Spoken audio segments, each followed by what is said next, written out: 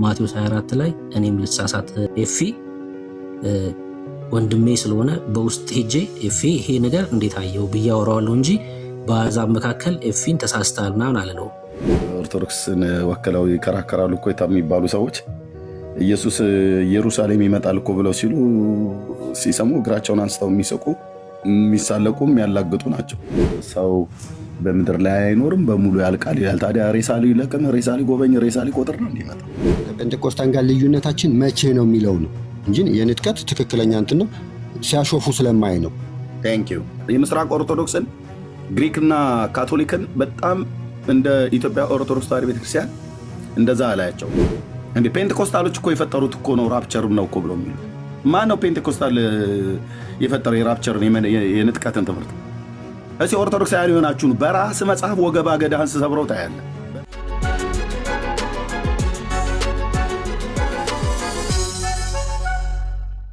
ስለ መጨረሻው ዘመን ብንወያይ ደስ ይለኛል። ያው ቪዲዮ እኔም ፈልጋለሁ አብሶ ስለ ሺህ ዓመቱ ቪዲዮ ስለሰራህብኝ ያው ሰዎች እየሰሙ ፈቃደኛ ከሆንክ አንተ በምፈልገው ሰዓት ቪዲዮ ስለሰራህብኝ እኔና ኤፍሬም የተናገርነውን ቪዲዮ ስለሰራክ እሱ ታዲያ ስለ እንትና ማቴዎስ 24 አይ ልዩነት እንዳለን ምናምን ለማሳየት ቪዲዮ ስለሰራክ ስለማይክም እንደዚህ አይነት ቦታ ላይ ፈቃደኛ አይደለም።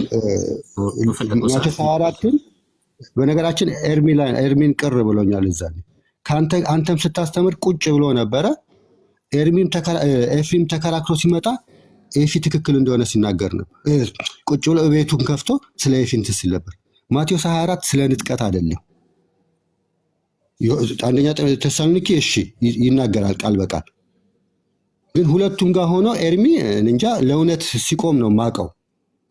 ምን አረገ ታዲያ? ምንም እኮ አላረገ። ምን አረገ? አንተ ጋር ቁጭ ብሎ ተሳስተሃል አላለም።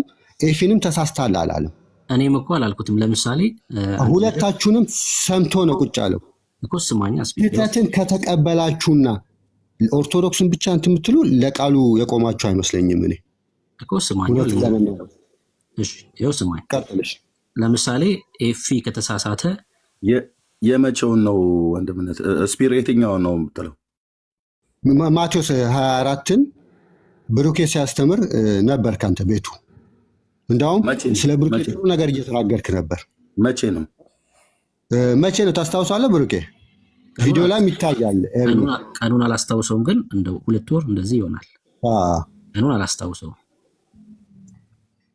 ግን ዋናው ነገር ምን መሰለህ? እኔ ልንገርህ። ማቴዎስ 24 ላይ እኔም ልሳሳት ኤፊ ወንድሜ ስለሆነ በውስጥ ሄጄ ኤፊ ይሄ ነገር እንዴት አየው ብዬ አወራዋለሁ እንጂ በአሕዛብ መካከል ኤፊን ተሳስተሃል ምናምን አልለውም። ምን ማለት ምን እያልኩ ነው? ጴጥሮስ ግን ጳውሎስ ግን ብሩኬ እንደዚህ አይነት በእግዚአብሔር ቃል አይሰራም። ኤርሚን አደንቀዋለሁ። ገድላት ስህተት ነው ካለ ይናገራል። በራሱ በኩል ራሱ ስህተት ነው ካለ ይናገራል። እዚህ ጋር ግን እሺ፣ ቀጥል። አላስጨረስከኝም። ኤፊ ወንድሜ ነው በክርስቶስ ኢየሱስ ደም የተዋጀ። እዚህ ክፍል ላይ እንዴት አየው ብዬ አወራዋለሁ እንጂ በሙታን መካከል አቁሜው ኤፊ ይሄን እንዴት እንደዚህ ትላለህ ብዬ አልጠይቀውም። ጳውሎስ ጴጥሮስን ሲቃወመው በቤተ ክርስቲያን መካከል ነው እንጂ በማያምኑ ሰዎች መካከል አይደለም። መልእክቱን እኛ ደርሶን አነበብነው። መልእክቱን አሕዛቦች አነበቡት ማለት ጴጥሮስን በአሕዛብ መካከል አቁሞ እንደዛ ተሳስታል አለው ማለት አይደለም። ገብቷል? የሆነ ክፍል ላይ አንድ ሰው ትክክል ያለው ነገር መረዳት ቢኖረው ወንድሜ ከሆነ በክርስቶስ ደም የተዋጀ ከሆነ በውስጥ በኩል ልጅ ይሄን እንዴት አየኸው? እኔ እንደዚህ ነው የተረዳሁት ብዬ ነው ማወራው እንጂ በሙታን መካከል አቁሜ ወንድሜን አልከሰውም። በቃ እኛ ክርስቲያኖች እንደዚህ ነን። ኤርሚ ደግሞ ብዙ የእኛን ሰው አይደለም እኮ ያሰተው። እኛ እንደሱ እንደማይል እናውቃለን። ክፍሉ እንደዛም ለንጥቀት ነው ብለን አናምንም። የእናንተ ልጆች ናቸው እሱን ተከትለው እንዳውም ቤት ከፍታችሁ ጎበዝ ትክክል ምናምን ስትሉ ተነበራችሁት እናንተ ናችሁ። ራስ አንተም ቁጭ ብለህ ኤርሚን ቁጭ ብሎ እኮ ነገርኩህ እኮ እኛ የሞት ነው ስለ ንጥቀት እንዳልሆነ እናውቃለን እኮ ክፍሉ እኮ ነገርኩህ። መንፈስ ቅዱስን ባይገልጥልን እንደናንተ እንደምትሉት በእውቀታችን ምንም እንደማይገናኝ ተረተናል። እሺ የመለስኩልህ ነው። እሺ ወንድሜን አልኩህ እኮ በሰዎች መካከል አሳልፌ አልሰጠውም። ማለት ምን ማለት መሰለ? በአሕዛብ መካከል አላቆመውም እያልኩ ነው። ትክክል እንኳን ካልሆነ ትክክል ያልሆነውን ነገር በውስጥ እጄ ነው ይሄን እንዴት አየው ብዬ ማወራው። ምክንያቱስ በቃ ወንድሜ ስለሆነ ነው። ከዛ እኔ እና እሱ በውስጥ አውርተን የደረስንበትን ነገር እናወራለን ማለት ነው። እንደዛ ነው። እንደዛ ከሆነ ችግር የለም። አንተ መክሰስ አልችልም። እንደዛ እንትንም የለብኝም። ከፈለግ ትነግረዋለህ፣ ካልፈለግ አትነግረውም። እንደዛ ነው የምናደርገው። ከዛ ውጭ ደግሞ የተሳሳተ ነገር ያላልከውን ነገር አልሰራውም። እኔ እንደዛ አይነት ነገር አልሰራም። ያላልኩትን ነገር አድርገሃል እያልኩ አይደለም። ቪዲዮ ስለሰራ ፈቃደኛ ከሆንክ በዚህ ርዕስ በተለይ በመጨረሻው ዘመን ከብሉይ ኪዳንም ከአዲስ ኪዳንም እያነሳን ፈቃደኛ ከሆንክ ለመወያየት በጣም ዝግጁ ነኝ። እኔም ፈልጋለሁ።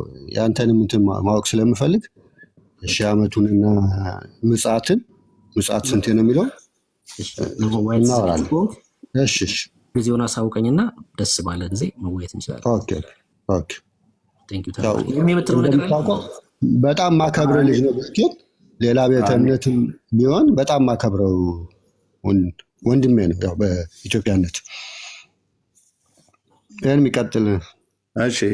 ስፒሮስ እኔ አይደል ነው እንግዲህ ብዙ ፕሮግራም ከመብዛቱ የተነሳ አላስታወስኩትም የምትሉትን ነገር ግን ማቴዎስ 24 ወይ ደግሞ አጠቃላይ ስለ ራፕቸር ስለ ንጥቀት መጽሐፍ ቅዱሳዊ ነው አይደለም ብሎ በሚለው አይነት ከሆነ ግን ብርኬ አይ ቲንክ ቀኑ መቼ እንደሆነ ባላቅም ግን ሲናገር አስተውላለሁ። እኔም እንደዚሁ ወንድሜ ኤፒም እንደዚሁ ሲናገር ወንጌላውያን አማኞች ራፕቸር ምናምን አለን በጣም ብዙ ማለት ነው። መጽሐፍ ቅዱስ ስለሚያስተምር ለመጽሐፍ ቅዱስ ባዕድ ቋንቋ አይደለም። ነገረ ፍጻሜ ከነገረ እስራኤል ጋር በተገናኘ ሁሌ የምናነሳው የሺው ዓመት መንግስት በኦርቶዶክሳውያን የሚሳለቁበት ትምህርት ነው፣ ግን መጽሐፍ ቅዱሳዊ የሆነ ትምህርት ነው። ግን ያ የሚሳለቀው ኦርቶዶክሳዊ ግን በፊታችን ቀርበህና ተናገር ተብሎ ቢባል ግን በመጽሐፍ ቅዱስም በራሳቸው መጽሐፍት ብለን ብንል ያው ራስ ምታት እንደሚነሳባቸው እናስባለን። ምክንያቱም መጽሐፍቶቻቸው የሺውን ዓመት መንግስት ስለሚናገሩ ማለት ነው። የሺውን ዓመት መንግስት ይናገራሉ እንዴ! በጣም ብዙ እኮ እዚሁ ሶሻል ሚዲያ ላይ እኮ ኦርቶዶክስን ወክለው ይከራከራሉ እኮ የሚባሉ ሰዎች ኢየሱስ ኢየሩሳሌም ይመጣል እኮ ብለው ሲሰሙ እግራቸውን አንስተው የሚስቁ የሚሳለቁ የሚያላግጡ ናቸው። ሰው ሁሉ ካለቀ በኋላ ነው ኢየሱስ ወደዚህ ምድር የሚመጣው ብለው የሚሉ እኮ የዘመናችን ትንግርቶች ናቸው። ኢየሱስ በሚመጣበት ዘመን ላይ ሰው በምድር ላይ አይኖርም፣ በሙሉ ያልቃል ይላል። ታዲያ ሬሳ ሊለቅም፣ ሬሳ ሊጎበኝ፣ ሬሳ ሊቆጥር ነው እንዲመጣው። ይህንን እንኳን የማያውቁ ሰዎች ናቸው ሲናገሩ የሰማሁት። ሁሉን ባልልም እንኳን ማለት ነው። ግን ማናቸውም ነገረ ፍጻሜ ደፍሮ የሚናገር ኦርቶዶክሳዊ ካለ እኔም ጭምር ከዲቤት ላደርጋቸው የተዘጋጀው ነገረ ፍጻሜ ከነገረ እስራኤል ጋር ማለት ነው። ግን ስንናገር የኔን ልዩ ከሚያደርገው እኔ በመጽሐፍ ቅዱስ በብሉይ በአዲስም በቤተ ክርስቲያኒቱ መጽሐፍቶች ጭምር ነው የምናገረው። ግን አሁን እቺን አቅም እነሱ አንዳንዶቹ አይጠሩትም እና ነገረ ፍጻሜ በጣም በጥንቃቄ መታየት ያለበት ትምህርት ነው። አዶ ነው በኢስተርን ኦርቶዶክስ በግሪክ ስፒሮስ እናንተ ጋር ምን ብላችሁ እንደምታምኑ የሺው ዓመት መንግስት የጌታ ኢየሱስ ክርስቶስ ዳግም መምጣት ሲመጣ ኢየሩሳሌም አይደለም የሚመጣው፣ ይመጣል ግን የት እንደሚመጣ አናቅም ነው የሚሉት። እስራኤል ብሎ የሚል ህዝብና አገርን ለመጥራት የተጸየፉ ጽዩፋን ናቸው ኦርቶዶክሳውያኑ። ሁሉንም ብዬ ባልልም ማለት ነው። በተለይ የኦሪየንታል የተባለችው የኢትዮጵያ እዚህ ቲክቶክ ላይ ያሉት እነሱ ቲክቶክ ላይ ያሉት ስላሉ ቤተክርስቲያኒቱ እንደዛ ብላ ትላለች አለም። ግን ደግሞ ቁጥራቸው የማይናቅ ሰዎች ሊገኙ ይችላሉ ከሊቃውንቱም ዘንድ የጌታን ዳግም ምጽአት በምናብ ይመጣል ግን የት እንደሚመጣ አናቅም ብሎ የሚል ማለት ነው። በመጀመሪያ ሲወለድ ኢየሩሳሌም እንደመጣ በሁለተኛው ዳግም ምጽአትም ወደ ኢየሩሳሌም ይመጣል፣ በእስራኤል ይመጣል፣ የወጉት ሁሉ ያዩታል ብሎ የሚለውን የነቢያትን ቃል አያውቁትም። ስላላወቁት ነው እንደዚህ የሚናገሩት እንጂ የብሉይ ኪዳን መጽሐፍት በጥንቃቄ ቢያነቡ ነገረ ፍጻሜን እንደነሱ እንደ ብሉይ ኪዳን ነቢያት ማን ነው የተናገረ? እንደ አዲስ ኪዳን ሐዋርያት ማን ይተናገራል? ነገረ ፍጻሜ ዳግም ይመጣል ያልከኝ ዳግም ይመጣል አለ ያልከኝ በዳግም ምጽአት ማለት ነው። ዳግም ምን ማለት ነው? ሁለተኛ ማለት ነው። ከዛ በኋላ ሶስተኛ አራተኛ ይመጣል።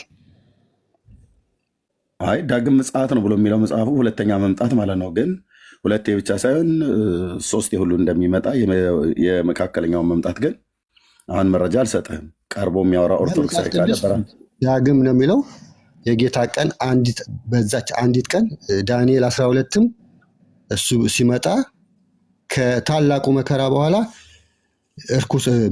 ክፉ የሰሩትና ደግ የሰሩት ይነሳሉ። እኩሌቱ ለሲኦል እኩሌቱ ደግሞ ለመንግስተ ሰማያት በቃሌ ነው የሚለው እንትን ይላል የሚለው ዳንኤል ራሱ በዛን ጊዜ እንደሚነሳ 12-13 ላይ ይናገራል። ዮሐንስ 6 ሙሉን ዮሐንስ 5 ስለዚህ ነገር ነው የሚናገረው። አንዴ እንደሚመጣ በመጣም ጊዜ ትንሣኤ ሙታን እንደሆነ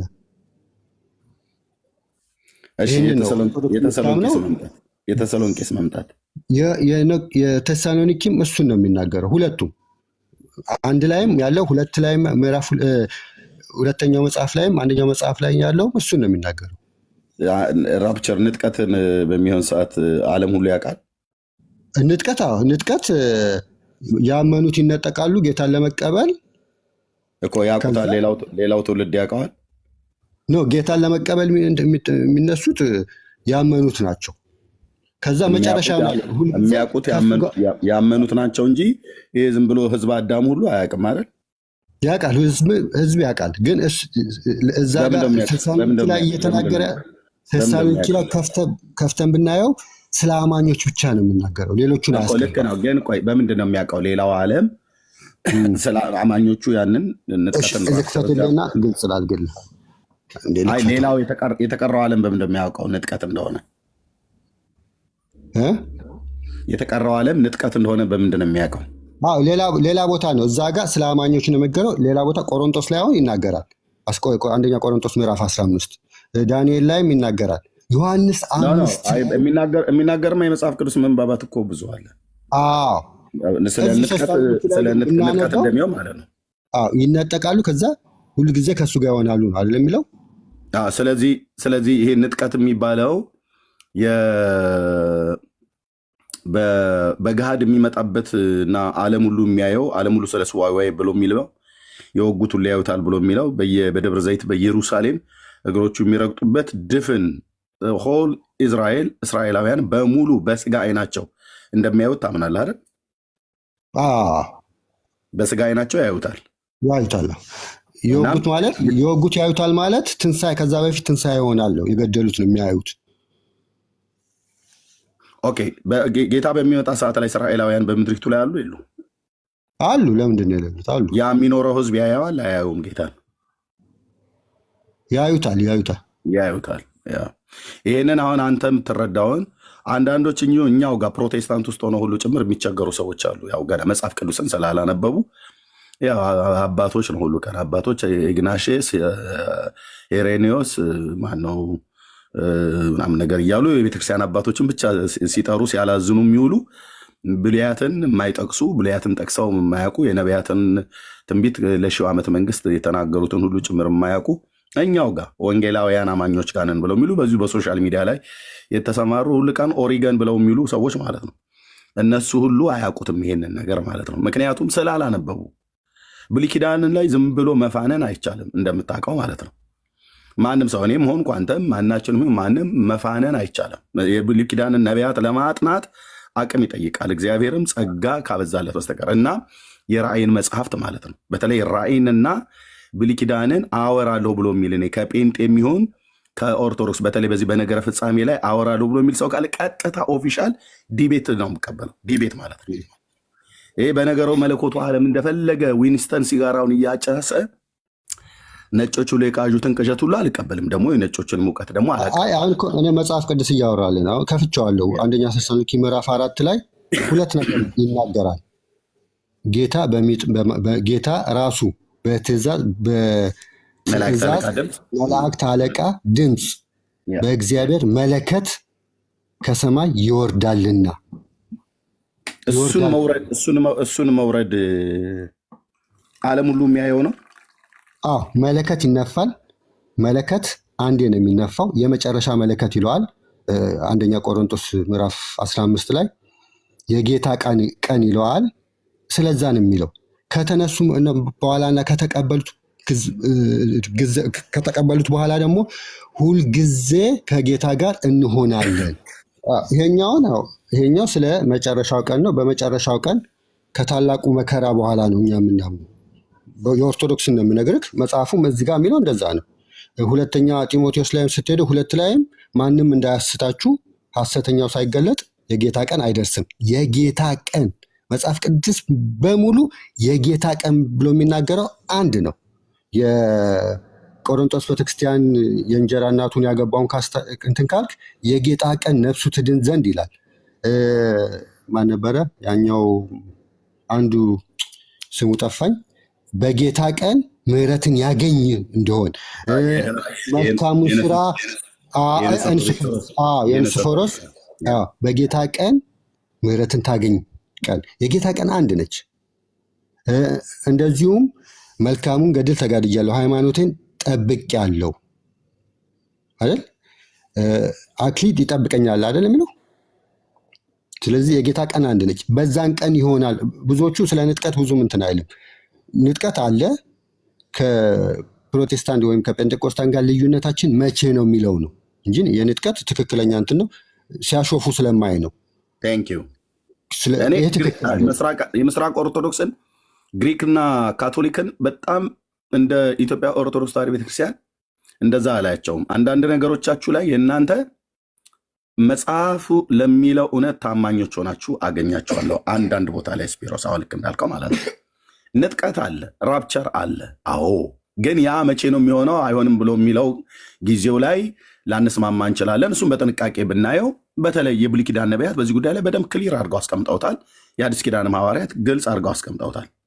መቼ ነው የሚሆነው ብሎ የሚለው ማለት ነው። ቀኑ ማክሰኞ ነው ዘወርሃ መስከረም 19 ነው ወይ 18 ነው ብለው ባይሉትም ግን ዘመንን አመልክተዋል። ስለዚህ ካቶሊካውያንና ግሪክ ኢስተርን ኦርቶዶክስ አንዳንድ ጉዳዮቻችሁ ላይ እኔ በጣም በጥንቃቄ ነው የምሰማው የማየው። አዎ ራፕቸር ንጥቀት አለ። አሁን በእናንተ በግሪክ ይታመናል እና የጴንጤ ዝም ብሎ የወለደው ትምህርት አይደለም። የመጽሐፍ ቅዱስ ትምህርት ነው። የመጽሐፍ ቅዱስ ትምህርት ነው። በደንብ ነው የሚናገሩት በዚህ ጉዳይ ላይ። ምናልባት እንዳልከው ቀኑ ላይ ወይ ደግሞ ይሆናል ተብሎ የሚባልበት ጊዜ ላይ ያለ መልከታ የተለያየ ሊሆን ይችላል። እሱን በጥንቃቄ ቢታይ ሊያግባባ ይችላል። ኦርቶዶክስ ተዋሕዶ ቤተክርስቲያን ኤርሚ ቀኑ እኮ ለእኛ አይደለም። ቀኑ ለሰዎች አይደለም። የምጽአት ቀን ብዙ አከራካሪ የሆነው እግዚአብሔር ቀኑ ይሄ ነው ብሎ አልተናገርም። ምልክቶችን ተናግሯል። የኛ የቀኑ ማወቅ ሳይሆን መዘጋጀት ላይ ነው። በፈለገ ሰዓት ቢመጣ ዋናው ተዘጋጅተን መጠበቅ ነው። የእናንተና አሁን የኛ በወንጌላውያን አማኞችም ላይ አሉ። አሁን እንደዚህ ብዬ ባልልም ከኛ ከወንጌላውያን አማኞች ላይ ንጥቀት ላይ የሚቀልዱ ማለት ነው። ግን ቀርበው ግን ማውራት አይፈልጉም። ንጥቀት ላይ ይቀልዳሉ፣ ራፕቸር ላይ ይቀልዳሉ። ያው አብዛኛው ነጩ የጻፈለትን መጽሐፍት ነው የሚያምነው። በተለይ በዚህ በነገረ መለኮቱ ዓለም ትምህርት ቤት ገባ ብለው የወጡ ኮሌጅም ምንም የበጣጠሱ እና ኑ ግቡና አውሩ ብሉይ ኪዳን ላይ አቅም ካላችሁ ተብለው ሲባል አይገቡም።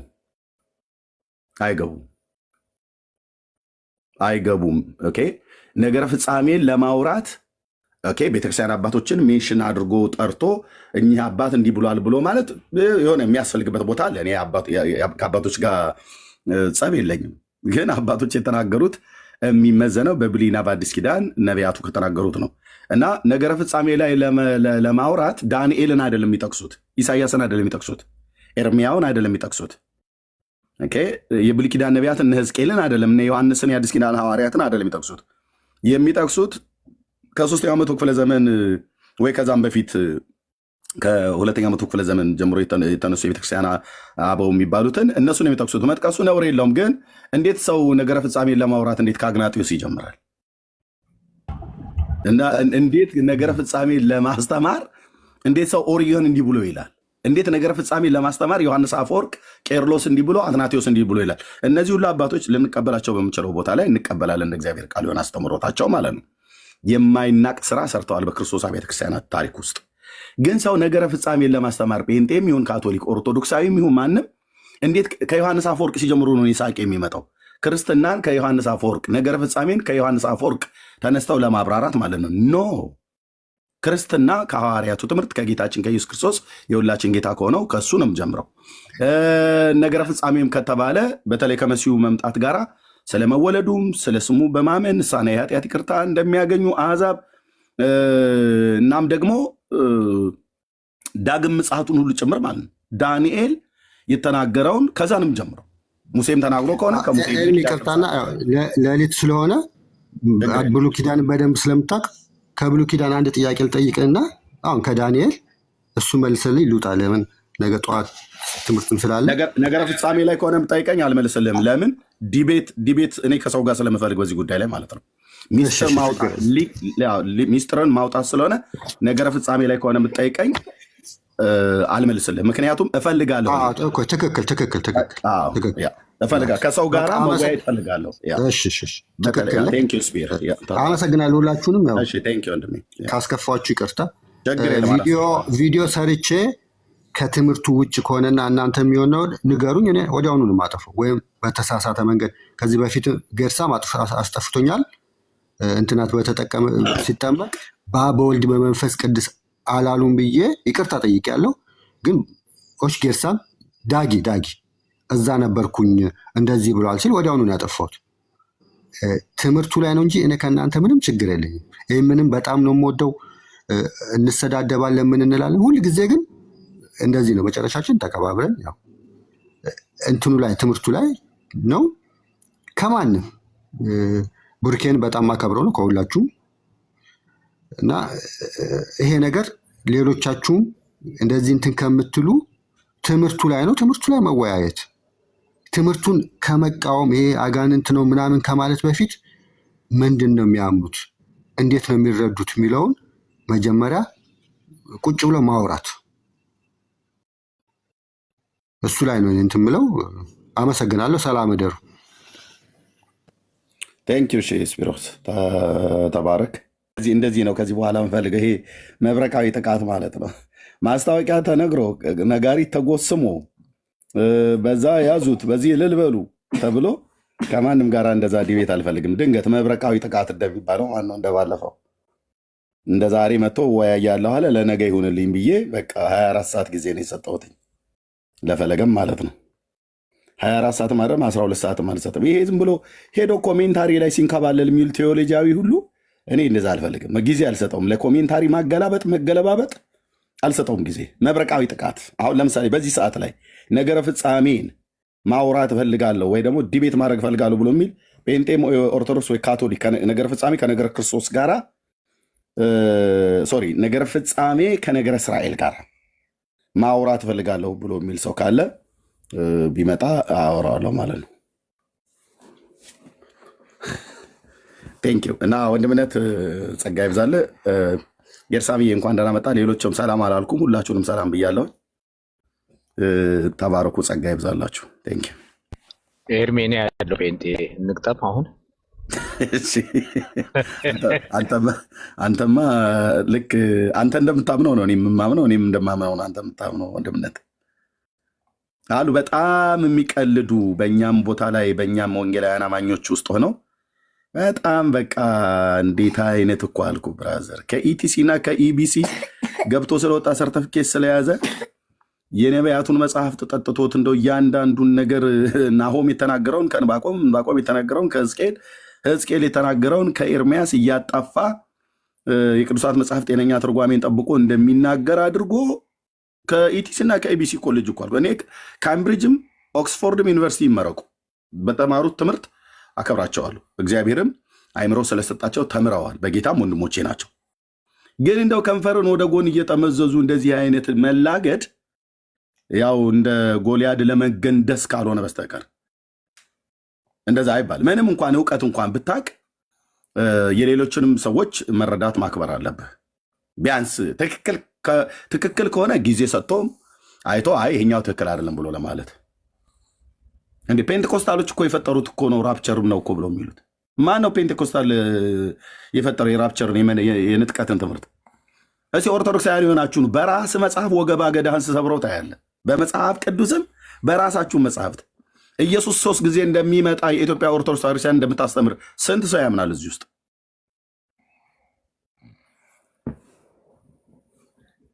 አንዳንድ ጴንጤዎች ገብታችሁ ጥያቄን ጠይቅ በዚህ ጉዳይ ላይ እንዳትሉኝ። ለምን ይህንን ጉዳይ ለዲቤት ስለምፈልገው ማለት ነው። አንዱ የተንቀዠቀዠ ኦርቶዶክስ እንደፈለገ ደንፍቶ እናቱ የወለደችው አማቱ ማነው አያቱ ያገዘችው አጎቱ ያቀፈው አክስቱ የሳመችው ምናምን ነገር ብሎ የሚፎክር እፈልጋለሁ።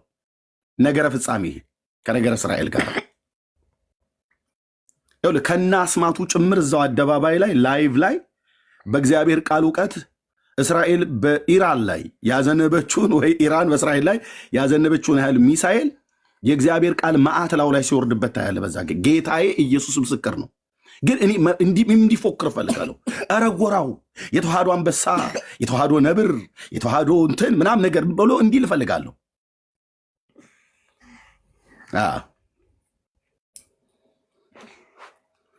አቅራርቶ በመጣበት አንገት ደፍቶ ይወጣል። ሐሳቡን ሳጨርሰው ትወጣለህ ከላይቭ ላይ ከዲቤት ላይ ማለት ነው። ማጠቃለያ ሳትሰጥ አንተኑ ጠቅልለን ልክ ስናስገባ ታያለህ።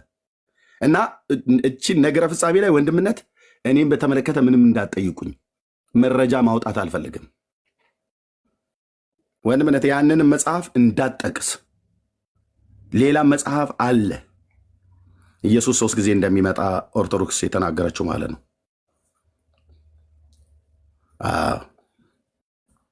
ያን ቀን ይመጣል። እኔ ከመጽሐፍ ቅዱስ ነው ያልኩት። የቤተ ክርስቲያኒቱ መጽሐፍት አትንካ። እነሱ ለበረከታችን፣ ለመተሻሸታችን፣ ለጤናችን ብሎ አታሳብብም ስል ብራዘር አታምታታም። ኦርቶዶክስ በመጽሐፍ ቅዱስ ብቻ ስለማታምን በመጽሐፍቶች ሁሉ ጭምር እናነጋግራለን። ቀስቅሱኝ አልኩ። በእውነት ስልክ ደውሉልኝ፣ ነገረ ፍጻሜ ላይ በዚህ ጉዳይ አወራለሁ ብሎ የሚል ኦርቶዶክሳዊ ካለ በመጽሐፍ ቅዱስም በመጽሐፍቶቻቸውም ደውሉልኝ። በመድኃኔዓለም አልኳችሁ።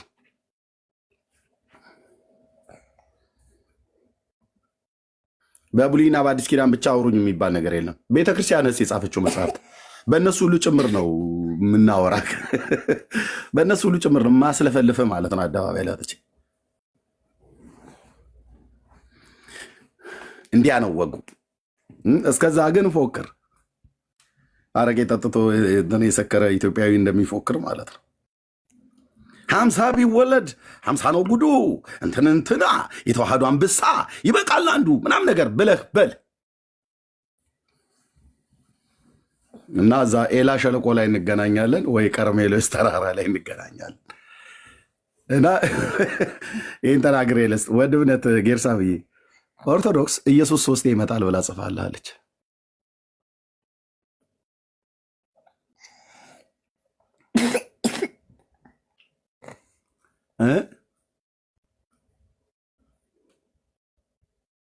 ያንን ጢማም ሰውዬ በተለይ ደግሞ ባገኘው እንዴት ደስ ባለኝ ነበር። ተስፋዬ የሚባል አለ እኮ መምህር ተስፋዬ ነው የሚባል ጠርተናቸዋል እኮ እኔ ቪዲዮ ላይ ስለ ነገረ ፍጻሜ የሚፈልግ ከኛም ቤት ከውጭም ካለ ይምጣ ብዬ በዲቤት ከአንድ 2 ጊዜ ተናግሬያለሁ። አይመጡም፣ አይደፍሩትም፣ ያውቃሉ። አይደፍሩማ።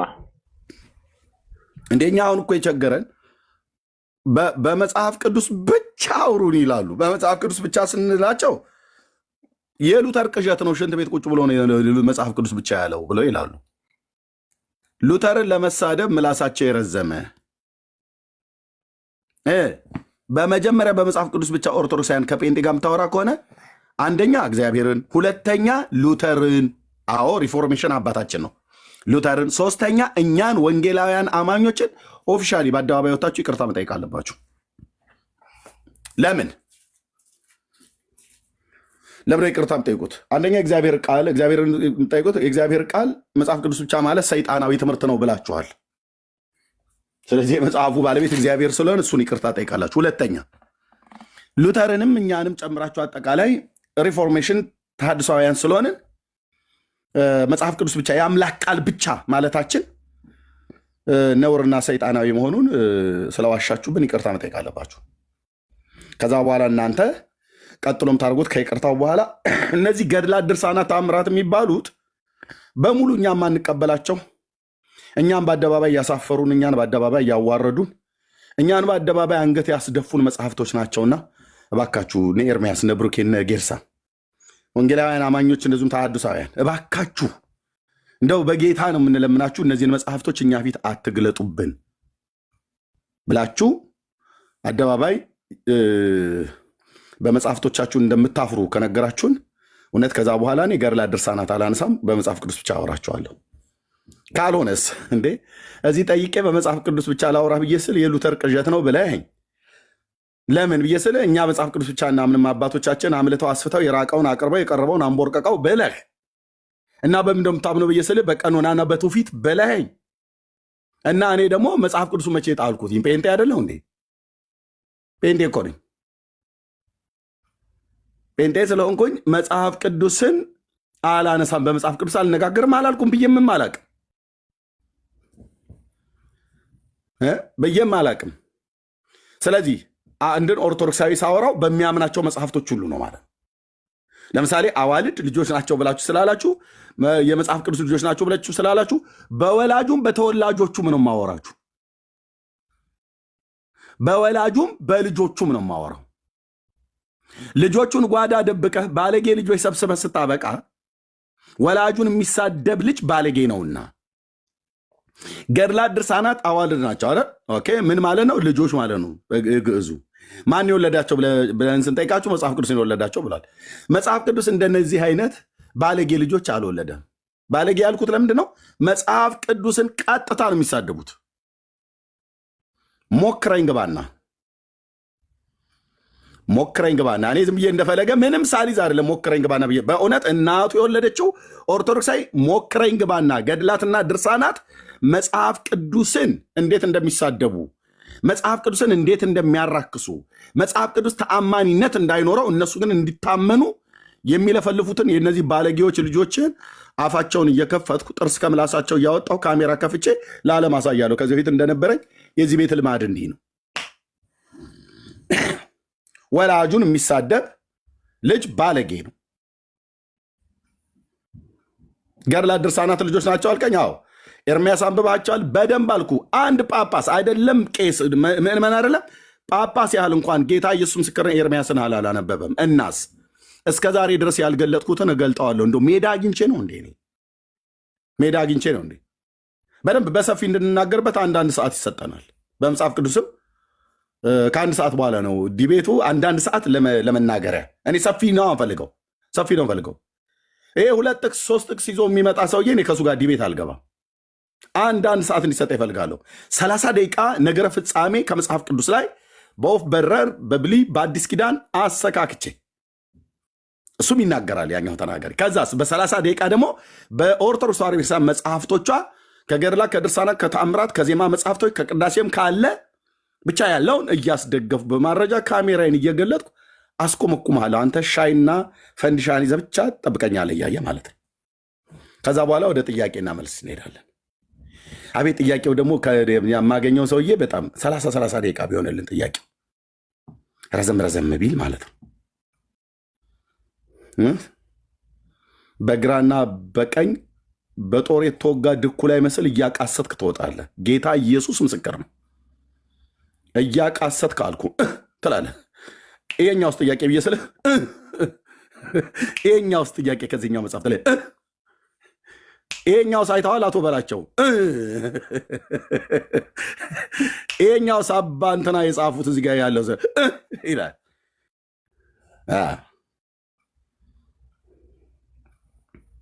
ያኔ ዓለም ይፋረዳል።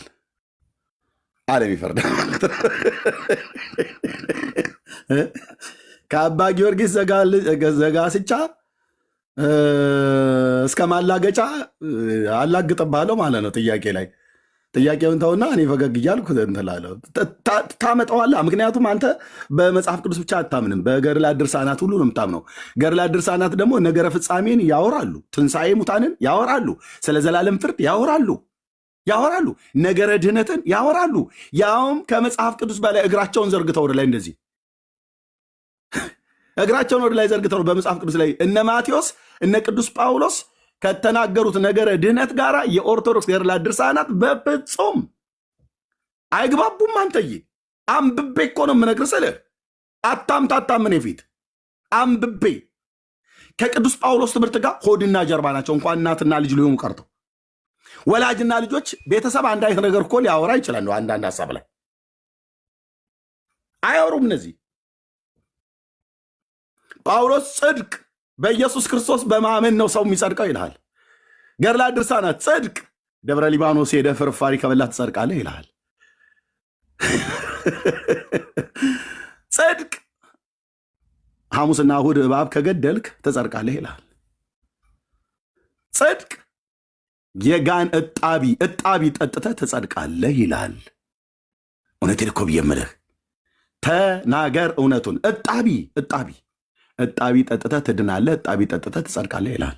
ታዲያ ከቅዱስ ጳውሎስ ትምህርት ጋር እነኚህ ይዋለዳሉ እንዴ? የስጋ ዝምድና አላቸው እንዴ? እኛ እኮ የቸገረን ይመጡና ካህናቱ አገልጋዮቹ ከታይ ኮፒ ሊንክ ሼር እያደረጉ ይሰማሉ፣ ከበስተኋላ ተደብቀው ግን ገብተው አያወሩ። አባትና ልጅ የትኛው ሐዋርያ ነው እጣቢ ጠጥተህ ትጸድቃለህ ብሎ የሚል ወንጌሉን ወይ መልእክታትን የጻፈ? የትኛው ነብይ ነው የጻፈ? በስሙ ንስሐና የኃጢአት ይቅርታቸው እንደሚያገኙ የብሉይ ኪዳን ቅዱሳን ነቢያት የተናገሩትን የእግዚአብሔርን ቃል እውነት ጥላ አንተ መቃብር ፍለጋ መቃብሩን ያያችሁ ልጆች እባካችሁ እያልክ ማለች እኮ አንተ ተከራይተህ ከአዲስ አበባ የሚሆን ከአዳማ ከቢሾፍቱ ተነስተህ ሰሜን ሸዋን ብቻ አለበት ተገኘ ፈለቀ ተብሎ በተባለበት ቦታ ላይ ትሄዳለህ። እዛ ሄዳ አፈር ሁሉ ጭነት አመጣለህ፣ ትቀባለህ፣ ትጠጣለህ፣ ትለቃለቃለህ፣ የፈለግከውን አድርግ። ግን እስከ 20 ትውልድ እስከ 100 ትውልድ ድረስ ይድኑልሃል ብሎ ቃል ኪዳን ገባለት ለዛ አባት ብለህ ያልከውን መጽሐፉን ፊቴ እጄ ላይ ስላለ ገልጫ አሳያለሁ። ይህንን ሁሉ ጭምር አክሴፕት የሚያደርግ ካለ ዌልካም ለማለት ወዳለሁ። ዳግሻዬ እንኳን ደህና መጣ። እኔ ብቻዬን ያዝኩትኝ በጣም ይቅርታ። ብርኪ ሌሎችም ወንድሞች እንዲያወሩ ድልስጥ ጸጋ ይብዛላችሁ። ተባረኩ አለሁኝ። ቀጥሉ።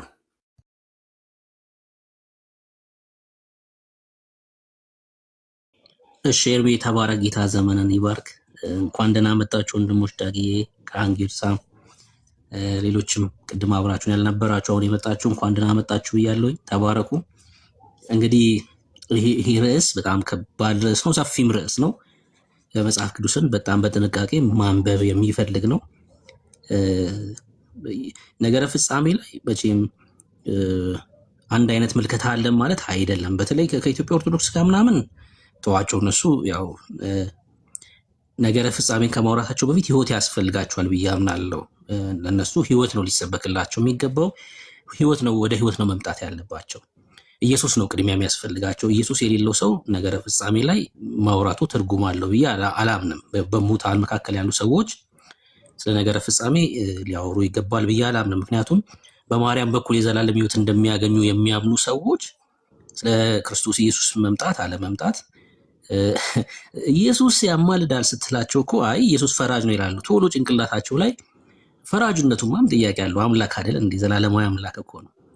አስገራሚ እኮ የሆነው እኮ በስጋ መጥቶ ስለኛ ኃጢአት መሞቱና ዛሬም ደግሞ ከፍቅሩ የተነሳ ማማለዱ እኮ ነው የሚያስገርመው እንጂ ፈራጅነቱማ በቃ ባህሪው እኮ ነው፣ አምላክ እኮ ነው። ምንም ጥያቄ የለውም። እና ቶሎ ጭንቅላታቸው ላይ ስለ ፍርድ ነው የሚመጣው። ምክንያቱም በሞት መካከል ያሉ ሰዎች ኃጢአት ስለሚወቅሳቸው ፍርዱ ነው የሚታያቸው ከምህረቱና ከፍቅሩ ይልቅ ማለት ነው። እና እነዚህ ሰዎች የኦርቶዶክሳውያን እውነት ለመናገር ነገረ ፍጻሜ ላይ ለማውራት እንኳን ብቁ ናቸው ብዬ አላምንም። ለነሱ ኢየሱስ ነው የሚያስፈልጋቸው። ኢየሱስ ነው ሊነገራቸው የሚገባው። ወደ ህይወት መምጣት ነው ያለባቸው። ነገር ግን እንደው በእኛ መካከልም ይሄ ትምህርት ልዩነት አለ። ልዩነቱን እናከብራለን፣ ግን ትክክል ባልሆነ መንገድ ግን ሲገለጽ ሰምቻለሁ። በማላገጥ ማለት በማሾፍ አይነት ነገር ትምህርቱን ይሄ ንጥቀትን በማሾፍ አይነት ነገር ሲገለጽ ሰምቻለሁ። እሱ ልክ አይደለም። ምክንያቱስ ግዴታ አንተ የምታምነው ማመን አይጠበቅብኝም። የምታምኑት ቴዎሎጂ የታወቀ ነው። ለምሳሌ ኮቨናንት ቴዎሎጂ የሚከተሉ በእኛ መካከል እነማን እንደሆኑ ይታወቃሉ። በውጭ ዓለም ደግሞ ማለት በኦርቶዶክስ እና በካቶሊክ ዘንድም ይሄ እምነት እንዳለ ይታወቃል። ኮቨናንት ቴዎሎጂ ግን ቴዎሎጂ በራሱ የማይመልሳቸው ግን ጥያቄዎች አሉ። በተለይም ብሉይ ኪዳን መጽሐፍን ላጠና ሰው ማለት ነው የብሉይ ኪዳንን መጽሐፍ በአግባቡ ቁጭ ብሎ ላጠና ሰው ይሄን ቴዎሎጂ ይከተላል ብዬ አላምንም። እኔ በራሴ የብሉይ ኪዳንን መጽሐፍ ያጠና በብሉይ ኪዳን የተነገሩትን ለእስራኤል የተነገሩትን ቃሎችን ተስፋዎችን ያጠና ሰው ይህን ቴዎሎጂ ለመከተል ይቸገራል። የአዲስ ኪዳን ተማሪ ከሆነ ምንም ችግር የለውም ይህን ኮቨናንት ቢከተል። ኦርቶዶክሳውያን ግን እውነት ለመናገር እኔ ኤርሚዬ ነገረ ፍጻሜ ላይ ከነሱ ጋር ዲቤት ማድረጉ አስፈላጊ ነው ብዬ በበኩል ያላምነው። ኧረ ብሩክዬ እንዴ በጌታ እኔ በጣም በስለት ነው የምፈልገው አልኩ። እንደውም እኔ መጀመሪያ ከኦርቶዶክሳውያን ጋር ነው። ምክንያቱም እነሱ የጥንት የጠዋቱ ነን ባለ ድምት ምልክቱ ነን ብለው ይሉ የለ በክርስትናው። እኔ ከእነሱ ጋር መነጋገር ፈልገው ማርያም ነው የምትመጣው ኢየሱስ ነው የሚመጣው ብለው ከሆነ እኔ ማንም ከፈለገ ተክለ ሃይማኖትም ጊዮርጊስም ከነፈረሱ ከነጭራውም ይምጣ፣ የሚመጣውን ይምጣ። እኔ በደመና ብለው የሚሉት እና በደመና የሚበሉ ብቻ የሚሏቸውን ይምጡ። የሚመጡላቸው አረጋውያን የሚሆኑ የምትመጣ ሴት ካለች ማለት ነው። ነገረ ፍጻሜን ግን እኔ እንደውም በመጀመሪያ ከኦርቶዶክሳውያን ጋር ነው ፈልገው የእነሱን ትቢትና የእነሱን ቅስም ዓለም አደባባይ ላይ መስበር እፈልጋለሁ። በምን በእውቀት በመጽሐፍ ቅዱስ በብሉይና በአዲስ ኪዳን እንደዚሁም በመጽሐፍቶቻቸው ጭምር አወራለሁ በዚህ ጉዳይ የሚል መምህር ካገኛችሁ ጥሩኝ። ብሩክ ይህንማ እንዳታከላክሉን። በጣም ነው የምፈልገው። ጌታ ኢየሱስ ምስክር ያልኩ በጣም ነው የምፈልገው። ከነሱ ጋር እንዳላገጡት አይደለም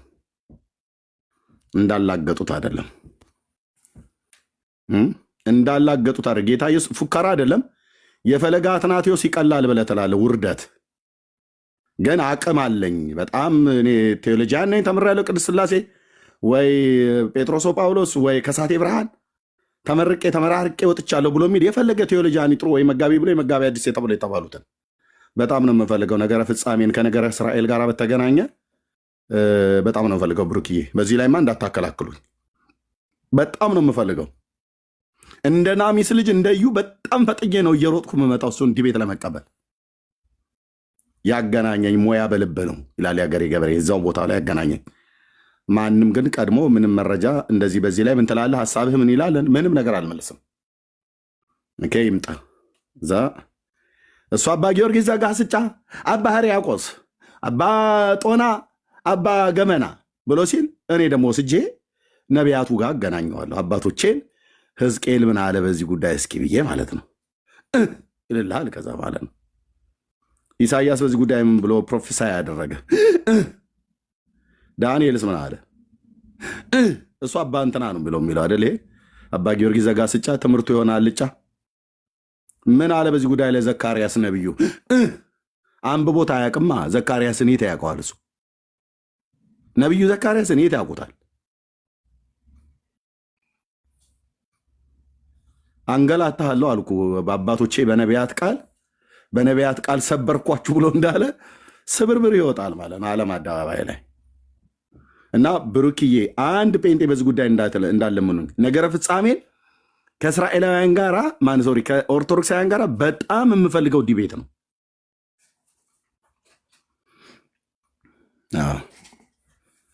ገብቶ ኤርሚያስ እስቲ ይህን ጥቅስ አንብብልኝ እንደማለት አይደለም። ጴንጤ ጋር መጥተው ጥቅስ የሚያስነብብ ትውልድ ሁሉ ጴንጤ ላይ ያላግጣል እንዴ? እውነቴን እኮ ብዬ ጴንጤ ላይ ታላግጣል እንዴ? መጥተው ጥቅስ አንጣ ብለህ ጥቅሱን እናንተ ታውቁታላችሁ እኮ ብሎ የሚለው እኮ ነው። ነገረ ተፈጸመ ንጥቀት ይሆናል ብለዋሉ ብሎ የሚል ሁሉ ማለት ነው። በተለይ ያን ጢማም ወንድ ባገኘሁት እኮ አልኩ። ጢማም ወንድ ይገባቸዋል።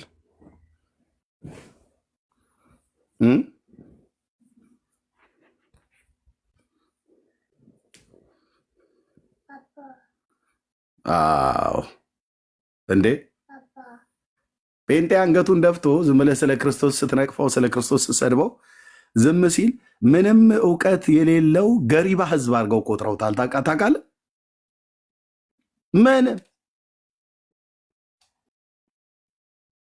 ምንም እኮ አልኩ። በቃ ምንም ማለት መጽሐፍ ቅዱስ የሚባል የእግዚአብሔርን ቃል አንብበን ማናቅ የማንረዳ አድርገው ቆጥረውን አልኩ። ታውቃለህ? ንቀት እና ትቢት ቤታቸው ነው እንትን ጭንቅላታቸው ላይ እንደጠመጠሙት ሻሽ ነው ቄሶቹ ላያቸው ላይ ትቢት የተቆለለባቸው ማለት ነው። አሁን ከዚህ በኋላ ከምእመን ጋር እኔ ዲቤት አላረግም። ከዲያቆን ጋር ጀምሬያለሁ። ከፍ ሲል ወደ ቄሱ ነው፣ ከፍ ሲል ወደ ወደ መነኩሴው፣ ከፍ ሲል ወደ መርጌታው፣ ከፍ ሲል ወደ ቆሞሱ፣ እንደዛ እያልን ነው የምንሄደው። ይሄ ዝም ብሎ ከሰፈር ጎረምሳ ጋር ጫቱን ተፍቶ ከመጣ ጋራ እኔ ጭቅጭቅ አልገባም። መጽሐፍቶቻቸውን የሚያውቅ ያነበበ፣ መጽሐፍ ቅዱስን ብሉይ ኪዳንም ያነበበ እሱ ሰውዬ ካለ ፈልጉልኝ።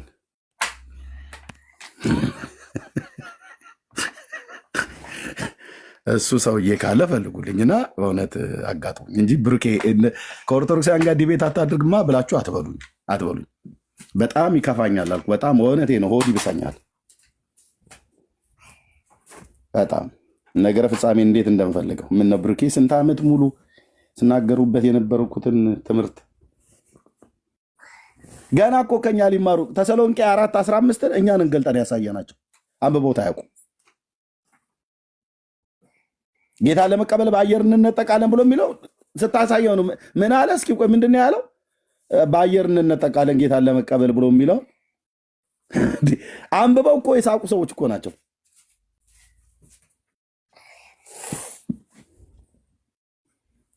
ተው ብርክ፣ ይህንን የከለከልከኝ ቀን ከኔ ጋር እንቆራረጣለን። መከልከልማ የለብህም። አይሆን እነሱ ነገረ ድነት መዳን ያስፈልጋቸዋል። አዎ እስማማለሁ። ኧረ ከዛ ባለፈ እንተነትነዋለን ብለዋል፣ እናብራራዋለን። ጴንጤ መጽሐፍ ቅዱስ የት ያውቅና ብለዋል። ያገናኘኝ ቸሩ መድኃኔዓለም ጌታ የኢየሱስ ክርስቶስ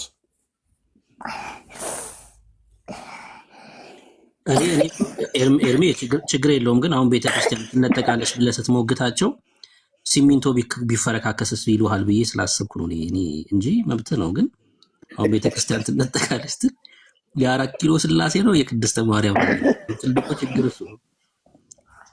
እሱ ላይ ከሆነ ዲቤቱን አቋርጬ እወጣለሁኝ። ህንፃው ይነጠቃል ብለው ካሉኝ ትልቁ በቃ እነ ቦሌ መድኃኔዓለም እነ ፒያሳ ጊዮርጊስ ሁሉ እንዳለ በቃ ብሎኬቶቹ እንዳለ ተነቅለው ወደ ሰማይ ይሄዳሉ ብሎ ካሉ ያኔ እንደፈሌ አቋርጬ እወጣለሁ ማለት ነው። ምን ላደርገው እችላለሁ? እሱ ነው ከባዱ። እና ግቡ። ታች እኮ እያየኋችሁ ነው። እነ ራሊ ብዙ ኦርቶዶክሳውያን መምህራን ምናምን ነገር መጋቤ ብሉይ መጋቤ አዲስ አላችሁ። እስኪ ግቡ። ወፌ ቆመች እንበላችሁ። ግቡ። መናፍቅ ቤንጤ እያሉ እንደ መሳደብ አይደለም። ቤንጤ ጋር ስትቀባ ኢየሱስ ክርስቶስ ጌታ ምስክር እኮ ነው። ጻድቅ እንደ አንበሳ ነው የሚናገረው፣ ግን አይፎክርም። አንበሳ አይታችሁታል? ጫካ ውስጥ እኔ እንትኑዬ በዛ ጋ መጥቼ ጋማዬ እንዲህ የሚመስል ጥርስ ይህን ያህል የረዘመ ምናም ነገር ብሎ እኮ ቀረርቶ አይነፋ። እና አንበሳ ነው፣ በቃ ባህሪው ነው። ሲራመድ አይተዋል። በግርማ ነው የሚራመደው። ምንም ቀረርቶ ፉከራ አያሰመ። ጅብን ግን ይኸው ጅቦች፣ ሌሎች እነዚህ ተናካሽ የሚባሉ ቀበሮ ምናም ነገር ከዛ ነው የሚፈናጠሩት።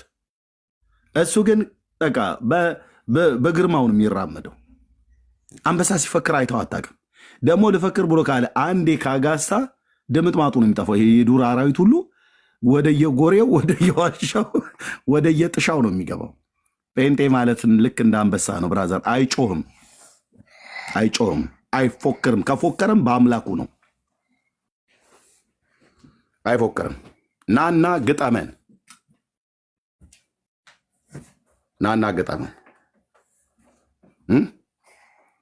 ኦርቶዶክስ መልስ አላት ብለህ ማስታወቂያ እንደምትሰራው አይቀልም። መልስ ያለው ሰው ገብቶ ማውራት ነው። ነገረ ፍጻሜ ማለት ነው። ዳግም ምጽአት ነው ወይስ ሳልሳዊ ምጽአት? ገብቶ ማውራት ነው። እኔ ደግሞ መጀመሪያ ከኔ ጋር እንዲያወሩ ነው የምፈልገው። ምክንያቱም ኤርሚያስ የመጽሐፍ ቅዱስ እውቀት የለውምና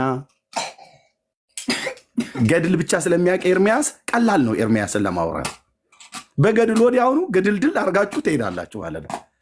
አንድ ሰው ይህንን ዲቤት እንዳይቀበል ነገረ ፍጻሜን ከአንጌርሳን ብሩኬ ምናምን ማናችሁ እንዳትቀበሉ ከኤርሚያስ ጋር ነው የሚያደርጉት። ምክንያቱም ኤርሚያስ እውቀት የለውም። መጽሐፍ ቅዱስ የት ያነብና ሲያነብ እኮ አይውልም። የሚያነበው ገድል ድርሳን ነው የሚያውቀው። ብሉይ ኪዳን አያውቅ፣ ወዴት እንደሚገለጥ አያውቅ። ይህን ሰው ታዲያ በአንዴ ወዲያ በገድል ገዳድሎ ማለፍ ነው።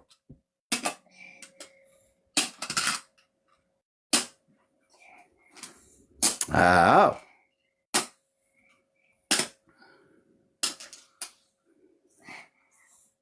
የራስህን ምላስ ትጎርሰዋለህ እዛው የምትመልሰው አተህ ብለህ የራስህን ምላስ ስታኝከው ታያለህ እዛው።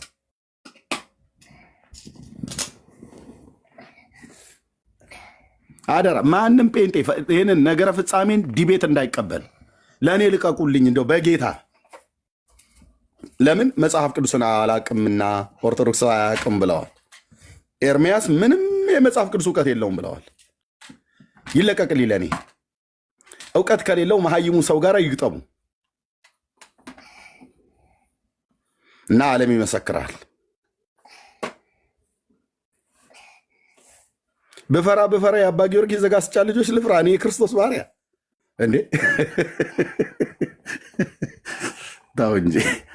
ታው እንጂ የአባ ኤፍሬም ሶርያዊ ዘደረሰ ላቲ የአባ ሕርያቆስ ዘሀገረ ብህንሳ ብሎ የሚል የእነዚህን ሰዎች ልጆች ልፍራ ነው? ብፈራ ወንድሜ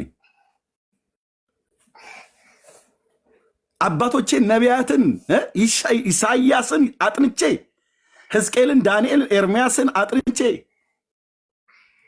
ነው ያልኩት። ነው አላየሁትም። ለካ አላቅም እኮ ለካ በኦርቶዶክስ አይን እኮ ነው ያላቅ አጥንቼ አልኩኝ። ይቅርታ ናና ገባና ሞክረን ፕሊስ በጌታ እና ይህንን በጣም ነው የምጠብቀው። ይህ ቤት ለካንጌርሳም የሰጣችሁ ቀን ኦርቶዶክሳን እጣላለሁ፣ ከጌርሳም ጋር ራሱ እጣላለሁ።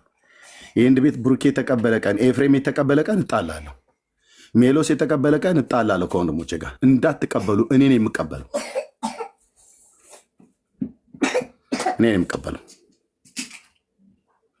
ለምን? እኔ መጽሐፍ ቅዱስ እውቀት የለኝም በኦርቶዶክሳውያኑ አስተምሮ።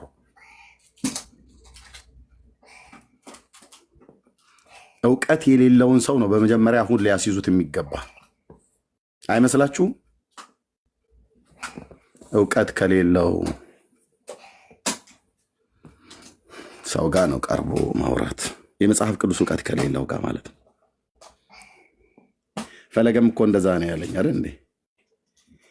አላዋቂነቱን በዓለም በአደባባይ ላይ ባሉት ፕሮቴስታንቱና ሌላው ትውልድ ፊት ገልጬ ማሳየት ነው። የምገባበት ምክንያት ይሄ ነው። አትከልክሉኝ አላቸው። አረ ይቅርብ ፈልይ ተብሎ ሲባል በፍጹም እመቤቴ ወላዲቴ አዛኝቱን ብሎ አለ። ተው ይቅርብ፣ ግድ የለም እኛ አየሩ አልተመቸንም፣ ጠረኑ ሁሉ አልተመቸንም። እሱን እዛ ወንድሞቹ ግባ ይሉታል። እነ ብሩኬ ተቀበል፣ ዳጊ ተቀበል፣ ይህንን ዲቤትማ መቀበል አለብህ፣ መግባት አለብህ ብለው ዕብራዊት እዚህ መግባት አለብህ፣ ቢንያምም ቶሎ ዘለህ ገባበት እያሉ እዛ ደግሞ ፈሌን ደግሞ አትግባ እንደው በወላዲት አምላክ እኔ እኮ ማንም አትግባ ብሎ የለመነኝ የለም። ጴንጤ እኮ ገፋፍተው ሰዓት ውስጥ ነው የሚጥልህ ማለት ነው። በልግባበት ብለው ማለት ነው። ጸልየን መርቀን ይሸኛል።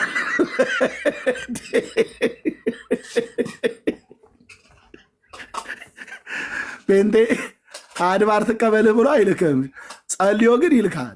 በል እንግዲህ ጌታ እግዚአብሔር ይርዳህ፣ ማስተዋልና ጥበብን ይስጥህ፣ የምትናገረው እንድታስተውል ብለው አንድ የከለከለ ጴንጤ የለም። ፈሌ እኮ አስገብቶ ልክ ሊያስገባኝ ነበር፣ ሊያሻይ ነበር አልኩ። በዛ አጭር ነገር ነው ይመስለኛል ዝም ብዬ ሳየው፣ ግን ውፍረት ከኔ ይበልጣል። በውፍረቱ እንዲወድቅብኝ ልካችሁ ነበር ጴንጤዎች። ከዛ እንትኑ ዲቤቱ ላይ ስንገባን በኋላ አንዷ ሴትዮ አስተያየት ሲሰጥ ያው እሱ ህፃን ነው አለች። ህፃን ነው ህፃን ልጅ ታዲያ ምናምን።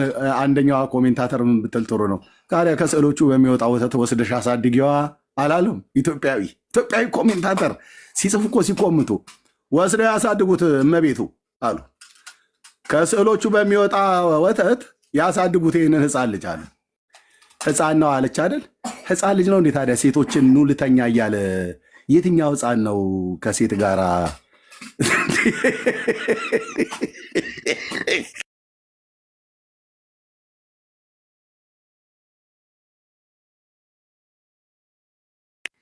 ህፃናት ጀመሩ እንደ ይህም ጉዳይ። ህፃናቶቹ ቦታውንም እኮ አያውቁትም። ፈሌ እኮ ቦታ ለይቶ እ? ቦታ ለይቶ ብቻ ሳይሆን ብዙ ነገር ለይቶ ለያይቶ እሱ እየተላላከ ነው። ህፃን ልጅ ነው ትላለች ገብታ ቴዲ ፔጅ ላይ 16 ሺህ እያያት ምን ከህፃን ልጅ ጋር ህፃን እኮ ነው። እሷን በቅርብ እንቡጥ ነው። አታሳብብም። ሽማግሌ የለም ከገባበት የእድሜ ጉዳይ አይደለም። በእድሜ አይደለም የገጠም ነው። በእውቀት መስሎኝ ህፃን ነው አሮጊት ነች የሚባል ነገር የለም። ጥሩ ነው ያለች ወስደሽ አሳድጉ ከስዕሎቹ በሚወጣ ወተት ብላ። አንዷ ደግሞ በጣም የለየላት የኔ እህት ነች፣ ጴንጤ ናት። ኤርሚ እኔ ግን እርጎ ቤት ልከፍት እችላለሁ። እነዚህ ስዕሎች የማን ናቸው በደንብ የሚያወጡት? ሳር ሳይግጡ ወይ ደግሞ የሚበላ መኖም አይፈጁም፣ ዝም ብለው ቀጥታ ነው የሚያፈልቁትና እርጎ ቤት ልከፍት አስቤያለሁ ብላ ያለች። እግዚአብሔር እውነት ይባርክሽ፣ መቼም የተባረክሽ ነሽ። እንዲህ አይነት ኮሜንት ባለማጋነን ለአንድ ሰዓት ያልስቅ ያለው ትዝ እያለኝ ማለት ነው። ኮሜንቷ እርጎ ቤት ልከፍት ነው አላሉ ኤርሚ የማስዕል ነው ሸጋ ጥሩ አርጋ የምታወት ስንት ሌትር ነው የምታፈሰው ምናምን ነገር እያሉ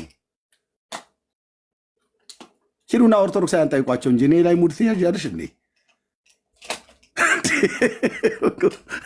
እርጎ ቤት ልከፍት ነው አላሉኝም። እና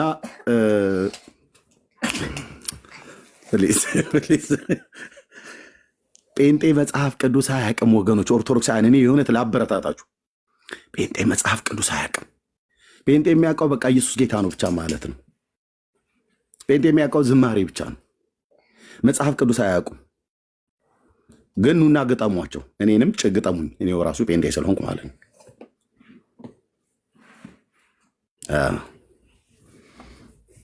ቦክስ ሜዳ ላይ ገጥመህ እንቧቀስ ብለህ ከገባ በኋላ ጉንጬን መታኝ፣ ጥርሴን ሳትከው፣ አፍንጬን አነሰርከው የሚባል ነገር የለም። ቦታ አልመርጠልህም፣ መጽሐፍትም አልመርጠልህም። እግርህንም ጭንህም መቀመጫም ጀርባህም ሊመታ ይችላል። ግጥሚያ ላይ ነው የገባው።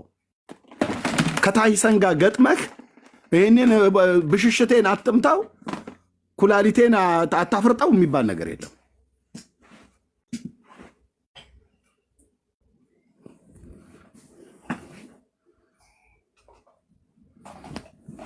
ቻለው አንድ አወያይ ይገባል። ሌላ እንኳን ገብቶ በየሰከንዱ ማይክ እንዳይከፍት አንድ አወያይ ሁለት ታወያይ፣ ልክ ቴዲ ቤት እንደነበረው እንደዛ ነው የምንገባው። በቃ ማንም የሚረዳ የለም። ሌላው ጴንጤና ኦርቶዶክስ አፍጥጦ ያያል እዛ ከውጭ ማለት ነው። ኤርሚያስ ቢቆስል በመረጃ ቢደበድቡት ካህን ጌርሳም ጠረጴዛ ይደበድባል እንጂ ኤርሚያስን ሊረዳ አይገባም። ብሩኬም አይገባም። ዳጊም እዛው ጥግ ብሎ ወይኔ በላቸው ብሎ ሊል ይችላል። አይገባም። የኦርቶዶክሱም ሲቀጠቀጥ እዛ ማንም አይገባም። ሁለቱ ባለ ጢማም ወንድሞችም አይገቡም። ቄስም አይገባም። የማይሰራ ኃጢአት እግዚአብሔር ፍታ ብሎ ካለ በኋላ ላይ ለፍትሃት ማንም ግልግል የለም። ደቂቃ ይሰጣል፣ ታወራለን፣ እኔም አወራለሁ። ጥያቄና መልስ ላይ መድኃኔዓለም ያገናኘን ማለት ነው። ጴንጤው የምትጸልይ ከሆነ ከታች ሆነ ትጸልያለህ። ኦርቶዶክሱም ይደግማል። ድገምበት። እርሶ ሰይፈ ሥላሴ ይድገሙበት። አንቱ ደግሞ ድርሳነ ሚካኤል ጥሩ ነው አሉ፣ ሸጋ ነው አሉ። እርሶ ደግሞ የክርስቶስ ሰምራን ገድል እርሶ ደግሞ ይድገሙ። ብፁዕ አባታችን ኧረ ዝም አይበሉ፣ እየተዋረድን ነው። ይድገሙ እስኪ የግርማ ሞገስ። ከዛ ሺራ ይሄዳል ቆሞ ማለት ነው። ያስጥለው ከሆነ በሺራ ድግምት ታስጥለው ከሆነ ያለው ዲቤት የሚገባ ብሎ ሰውዬ ማለት ነው።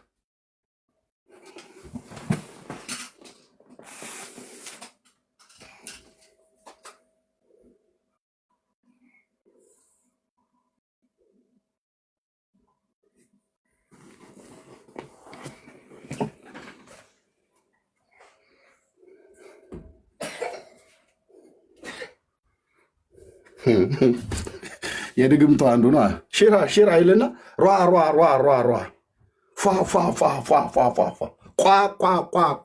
ቋ ይላል። ቀጥታ የተጻፈ ላሳይ ይችላል። ጥበበ ሰለሞን ተብሎ ማለት ነው። ድግምት ኦርቶዶክሱ ይደግማል፣ ጴንጤው ይጸልያል ማለት ነው። ከውጭ ሆነ ታያለ።